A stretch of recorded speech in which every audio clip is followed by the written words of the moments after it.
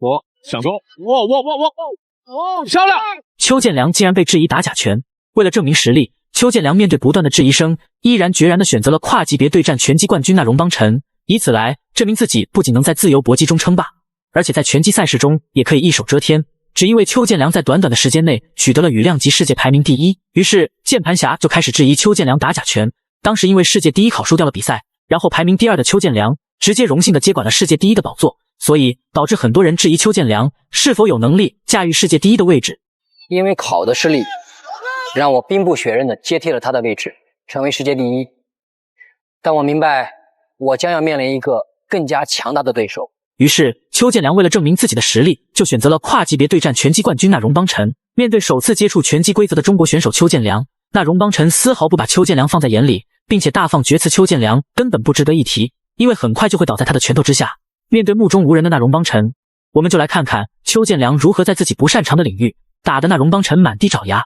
就这样一场大战一触即发，比赛正式开始。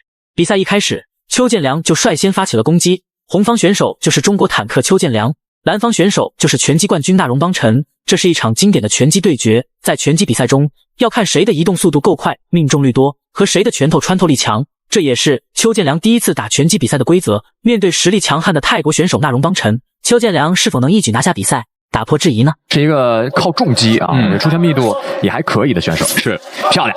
但其实对于邱建良来说呢，他首先最需要适应的是规则，这个可能是他最大的一个需要适应的问题。我觉得这场比赛作为4回合，对于邱建良来说还是比较有优势的一点。一旦拖到这个8回合之后，这个一漂亮，这个站不住了，是有点懵。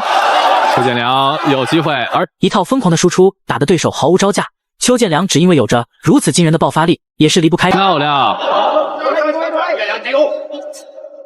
在面对自己不擅长的领域下，邱建良依旧是打得你来我往，毫不示弱。因为邱建良的反应速度很快，每当那荣邦辰想要向邱建良逼近进行攻击时，邱建良总能轻松的去化解，然后做出反击的动作去打击对手。这也让本来很擅长的那荣邦辰造成了很大的威胁。准备做出反击的那荣邦辰，这时精神突然响起，第一回合结束了。休息片刻的两人，比赛直接进入第二回合。比赛一开始，两个人依旧是没有太多花里胡哨的动作，直接发起了猛烈的攻击。和赵教练都分别选择了全新的金色战靴啊，这个看看是不是能够给他们带来这个好的这个兆头。对，那荣邦辰开始转变节奏了，开始打邱建良的腹部了，想要把邱建良的重心压下来。对，漂亮，前后手。邱建良两击摆拳，毫不示弱的那荣邦辰向邱建良施压，想要给邱建良打近身。用脑子打拳的邱建良丝毫不给他机会。邱建良走过去了，那荣邦辰的拳法还是有这种典型的泰式拳手的这种风格，有重击更在意啊。那荣邦辰一击击负邱建良，迅速拉开身位，还想攻击的那荣邦辰被邱建良打了回去。屡教不改的那荣邦辰依旧是向邱建良施压。顶钩，漂亮，又2次，那荣邦辰后退了，站不住了，有一些晃。被重击多下的那荣邦辰还向邱建良示意没事，然后两个人在边网边不停的换拳，明显的邱建良命中率会高出很多，打的那荣邦辰毫无招架。被压制在边网的邱建良感觉情况不妙，立马拉开身位，然后去寻找重击的机会。那荣邦辰也是紧跟其后，找准机会的邱建良一击击负。上终于打出了一拳，是。这时铃声响起，第二回合结束了。休息过后的两人，比赛直接进入第3回合。比赛一开始，那荣邦辰就开始挑衅邱建良，示意邱建良过来打我啊！殊不知那荣邦辰这一嚣张的行为，也是彻底把邱建良惹怒。攻击的邱建良两击摆拳，直接把那荣邦辰打得摇摇晃晃。打活上钩，哇，漂亮！又一次读秒，因为是职业。向裁判示意没事的那荣邦辰，比赛继续。上来邱建良就开始了乘胜追击，直接把那荣邦辰打倒在擂台上，吓得裁判紧忙上去终止了比赛。邱建良也是以绝对的实力打破了键盘侠的质疑，并且跨级别对战拳击冠军那荣邦辰，擂台上全程压制打的那荣邦辰毫无招架，直接瘫倒在擂台上。最终邱建良也是以 KO 的方式拿下比赛胜利，成为了真正的世界第一。来锁住他！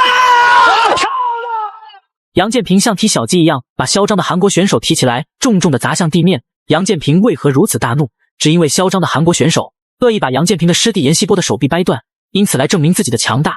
严希波躺在地上痛苦不堪，而嚣张的韩国选手还在一旁嘚瑟地庆祝着比赛胜利。这一幕也是让台下的中国观众很是不爽。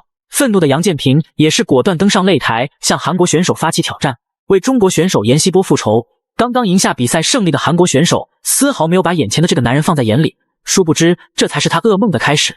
这个嚣张的家伙就是韩国的名将金立硕，赛前也是口出狂言，中国选手不堪一击，根本不配给他打比赛。面对猖狂的韩国选手，我们就来看看杨建平如何在擂台上给他上一课，为中国选手复仇。就这样一场大战一触即发，比赛正式开始。比赛一开始，杨建平就率先发起了攻击，把韩国选手顶在八角笼边，找准机会把韩国选手带入地面。杨建平也是成功的占据了上位压制。此时的韩国选手紧紧地搂抱住杨建平去化解攻击，杨建平一个扭转，直接把韩国选手提起来，重重地砸向地面。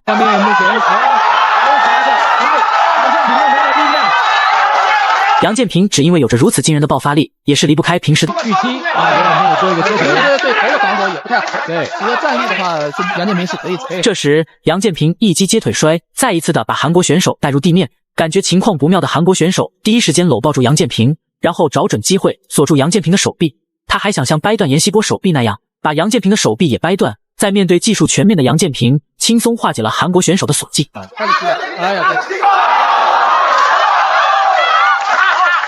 这个第一扫跟得相当快，但是金立硕的报价但是这一波散打的摔法，摔得韩国选手毫无招架，只能抱头鼠窜。感觉没有赚到便宜的韩国选手不停地向杨建平施压，杨建平也是边退边寻找重击的机会。这个做手法这帅度被抓到了。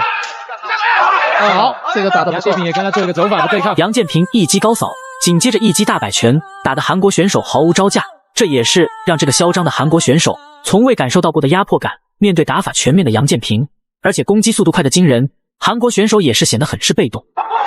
但这个不用太着急，对，太大，对，被踢出来了。经理说，这时韩国选手接住杨建平的扫踢，然后紧紧地搂抱住杨建平，本来还想把杨建平摔倒在地，不慎被杨建平差点摔出擂台。站起来的两人，韩国选手也是向杨建平施压，因为比赛快接近于尾声了，场上明显的杨建平占据了一定比分优势。如果韩国选手再不打出一波伤害，他自己很清楚会输掉比赛。擂台的中央。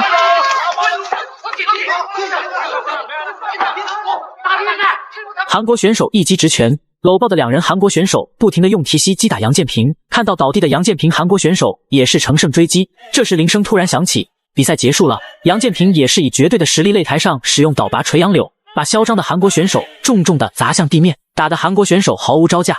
最终杨建平也是以高比分拿下比赛胜利，成功为中国选手复仇。